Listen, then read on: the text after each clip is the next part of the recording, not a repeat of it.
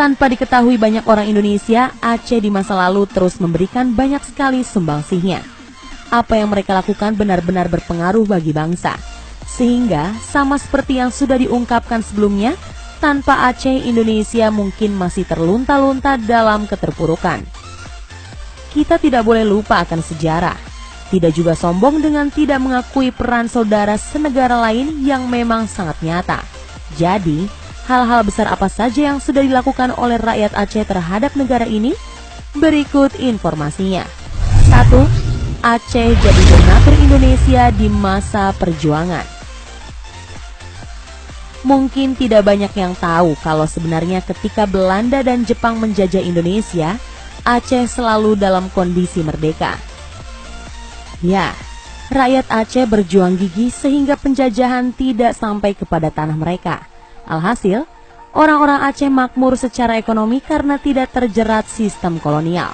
Sebenarnya mereka bisa memilih untuk tidak peduli. Namun, terlahir di tanah Indonesia, orang-orang Aceh merasa punya kewajiban moral untuk membantu saudara sebangsa.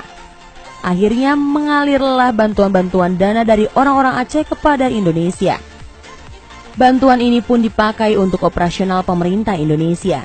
Salah satunya untuk membiayai Haji Agus Salim agar bisa mengikuti konferensi Asia di New Delhi. Tanpa bantuan ini, perjuangan Indonesia untuk mendapatkan kemerdekaan makin susah. 2. Rakyat Aceh patungan lalu belikan Indonesia pesawat. Secara teori Indonesia memang kaya, tapi di masa perjuangan mengelola sumber daya alam nyaris jadi hal yang tidak mungkin dilakukan. Selain terkendala modal, alat dan lain sebagainya, fokusnya saat itu adalah berjuang. Lalu, kemana Indonesia mencari bantuan yang bisa instan dan langsung? Ya Aceh. Aceh seakan menjadi donatur tetapnya Indonesia. Ketika bangsa ini butuh dibantu, mereka siap.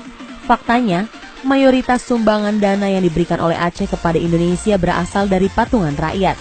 Seperti ketika Indonesia butuh pesawat, orang-orang Aceh mengumpulkan emas-emas mereka lalu mendatangkan sebuah pesawat untuk diberikan kepada bangsa ini.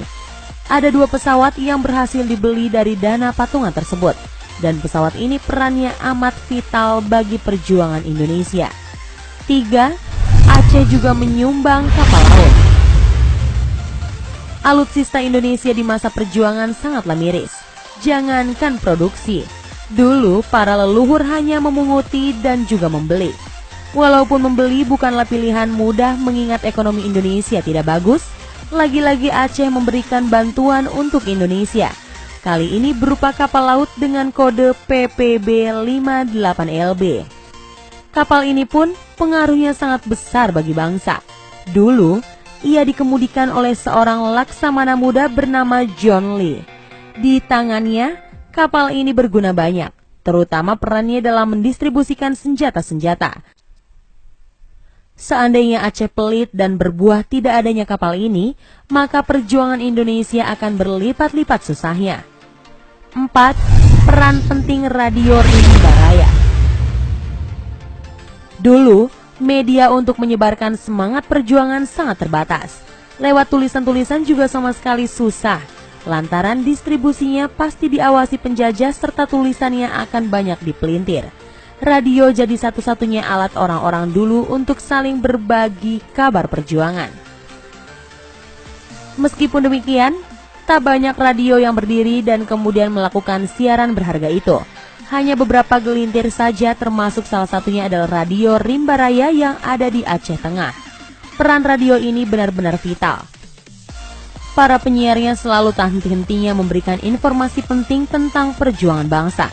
Misalnya dengan menegaskan bahwa Indonesia tetap berdiri ketika radio Belanda tak bosan-bosannya mengingatkan dunia jika mereka sudah menghapuskan bangsa ini. 5. Menyumbang emas Monas sebagai lambang kedikdayaan bangsa. Terletak di ibu kota dengan bangunannya yang hebat, Monas adalah representasi perjuangan bangsa. Ditambah lagi dengan emas seberat 38 kg di bagian teratas monumen yang makin membuat bangsa ini bisa membusungkan dada sebagai negara berdaulat yang tidak bisa diganggu-gugat. Tahukah siapa yang menyumbang emas ini?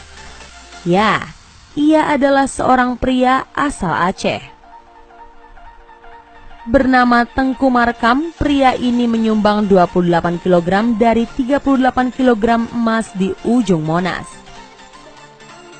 Kalau dikonversi menjadi uang saat ini dengan harga emas per gram Rp500.000, maka Tengku Markam mengeluarkan sekitar 14 triliun rupiah. Benar-benar jumlah yang tidak main-main kan?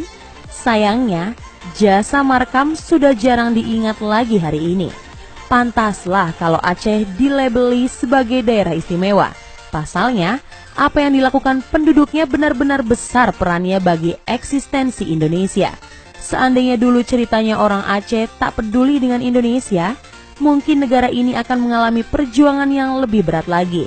Atas apa yang sudah dilakukan mereka di masa lalu, sepertinya kita harus mengucapkan terima kasih yang sedalam-dalamnya. Nah, itulah tadi beberapa informasi mengenai 5 jasa besar Aceh kepada Indonesia yang sepertinya sudah mulai dilupakan. Semoga informasi tadi dapat menambah wawasan Anda dan membuat kita selalu bersyukur atas kemerdekaan Indonesia yang telah didapat karena sumbangsi dari bangsa Aceh. Jangan lupa like, share, and subscribe ya.